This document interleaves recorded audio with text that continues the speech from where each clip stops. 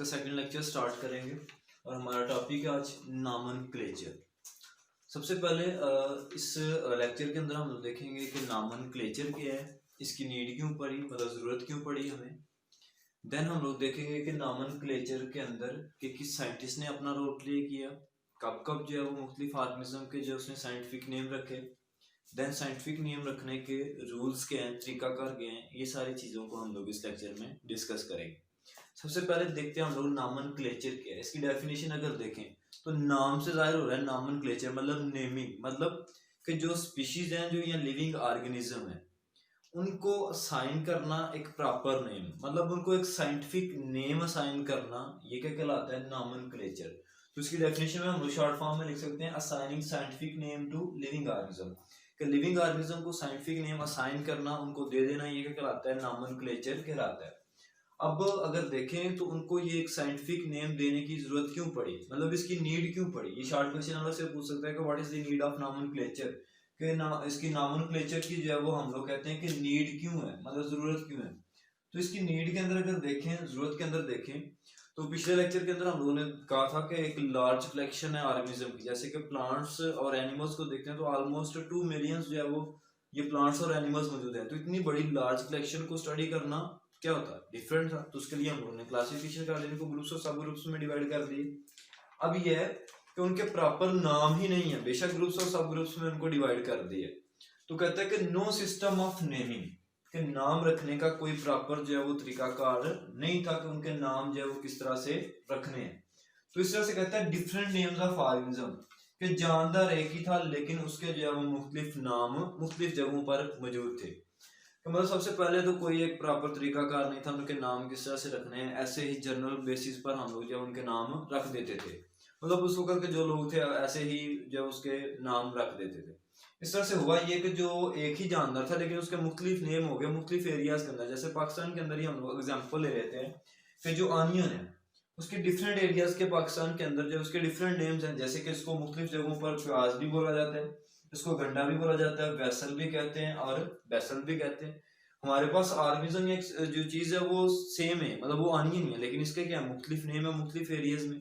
अब इससे होता क्या है कि हमें अंडरस्टैंडिंग में कंफ्यूजन होती है।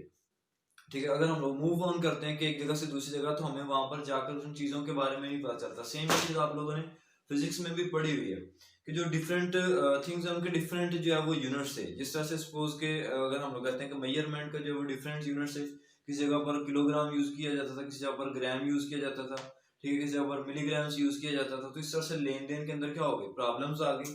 तो उनको उन्होंने स्टैंडर्डाइज कर दिया कि मतलब ऐसे सिस्टम इंट्रोड्यूस करवा दिया, सिस्टम इंटरनेशनल यूनिट, कि उनके यूनिट जो हर जगह पर सेम हो गए, कॉमन हो गए। सेम इसी तरह से अब जानदार एक लेकिन उसके मुख्तलिफ नाम है, तो इससे कंफ्यूजन पैदा होती है अंडरस्टैंडिंग्स के अंदर। तो उस कंफ्यूजन से बचने के लिए उन्होंने जो है नॉमेनक्लेचर को इंट्रोड्यूस करवाया, कि मतलब उनके साइंटिफिक नेम जो है वो उनको साइन किए, प्रॉपर किए।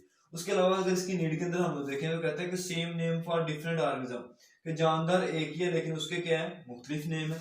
तो इससे ओवरऑल हम लोग कहते हैं कि क्या चीज हो जाती है कि कंफ्यूजन जो है वो क्रिएट हो जाती है, मसाइल पैदा होते हैं। हमें अंडरस्टैंडिंग वगैरह के अंदर जो है वो मुख्तलिफ तरह के मसाइल का जो है वो सामना करना पड़ता है।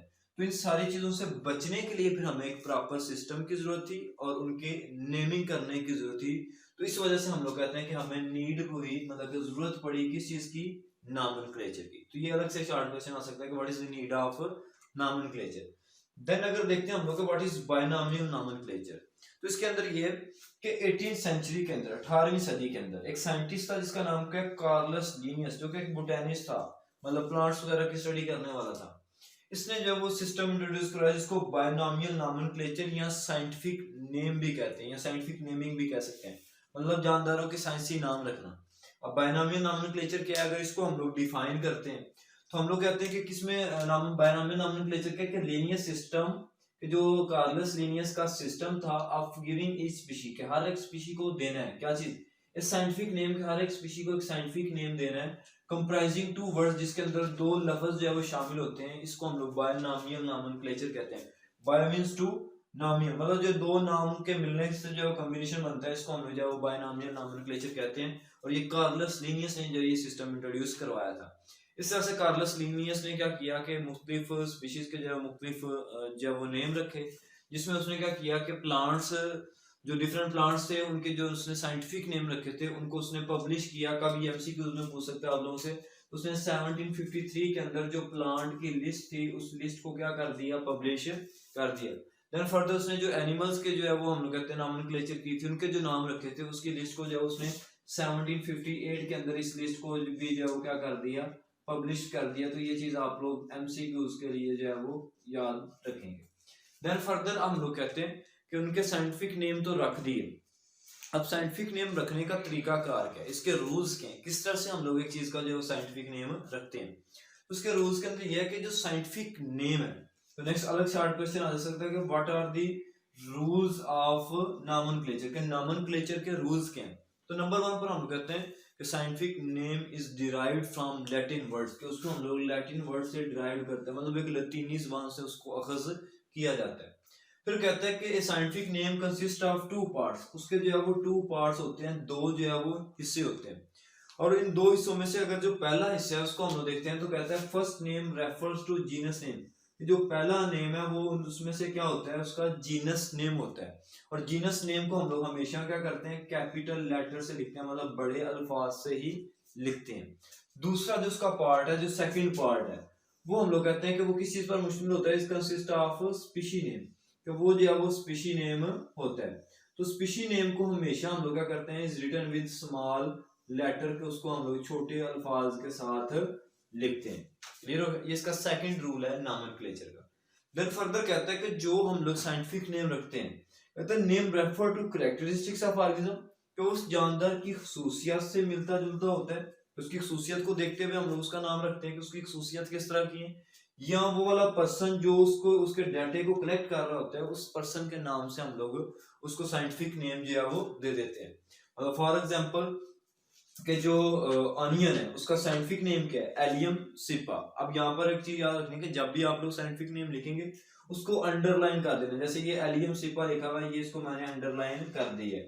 इस तरह से जो मैन है उसका साइंटिफिक नेम क्या होता है, वो है होमो सैपियन, इसको भी मैंने अंडरलाइन कर दिया। इसको अंडरलाइन लाजमी करना है, ये भी इसके रूल्स के अंदर आ जाता है। अगर अंडरलाइन नहीं करेंगे तो ये भी रॉन्ग होगा, गलत साबित होगा। तो पहली तो चीज उसको इटालियन में लिखते हैं, इटालियन के अलावा हम लोग जो उसको अंडरलाइन कर देते हैं। इसमें अगर देखें तो जो पहला नेम है वो उसका जीनस नेम है, सेकंड उसका स्पीशी नेम है। जीनस नेम को हम लोग कैपिटल वर्ड से स्टार्ट कर रहे हैं और जो स्पीशी नेम था उसको स्मॉलर लेटर से स्टार्ट कर रहे हैं। एक और चीज यहाँ पर आप लोग ऐड कर सकते हैं कि अगर फर्स्ट टाइम साइंटिफिक नेम किसी आपको स्टेटमेंट लिख रहे हैं तो फर्स्ट टाइम यूज हो रहा है, उस वक्त आप लोग वो जो साइंटिफिक नेम है उसको कंप्लीट लिखेंगे। लेकिन अगर वो सपोज पैराग्राफ के अंदर बार बार जब कंटिन्यूसली यूज हो रहा है, 2 या 3 दफा यूज हो रहा है, तो फिर आप लोग इसको शॉर्ट फॉर्म में भी लिख सकते हैं। जैसे कि होमो सैपियन है, ये बार बार यूज हो रहा है, तो इसको शॉर्ट फॉर्म में आप लोग एच सैपियन जो है वो लिख सकते हैं। ठीक हो गया, तो इसको हम लोग इस तरह से शॉर्ट करके भी लिख सकते हैं। जैसे कि हम लोग अपने नाम है, तो जैसे किसी का कोई नाम हो जैसे कि मोहम्मद अली है, तो उसको आप लोग शॉर्ट करके एम अली जो है वो लिख देते हैं। तो सेम अगर जो है वो ये नाम जो है वो बार बार यूज हो रहा हो तो उसको हम लोग जो है इस तरह से शॉर्ट कर देते हैं, जैसे कि एच सैपियन भी कर सकते हैं। तो ये था इसके रूल्स तरीकाकार कि किस तरह से हम लोग साइंटिफिक नेम रखते हैं और ये उसको लिखते हैं। होप सो आप लोगों को क्लियर हो गया होगा। तो इसके बाद नेक्स्ट अगले लेक्चर्स के अंदर जब हम लोग फर्दर इस चैप्टर को कंटिन्यू करेंगे। अल्लाह हाफिज।